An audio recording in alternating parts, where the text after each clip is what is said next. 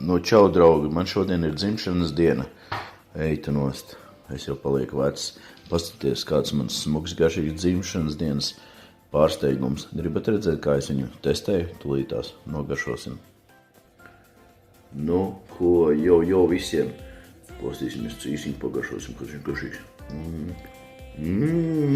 Garšīgs cīsiņš. Kartuplīši. Tā, ar majonēziju.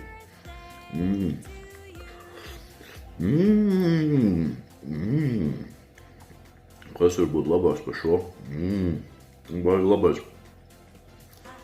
Tā kā daudz laimes man 27 gadu jubilejā.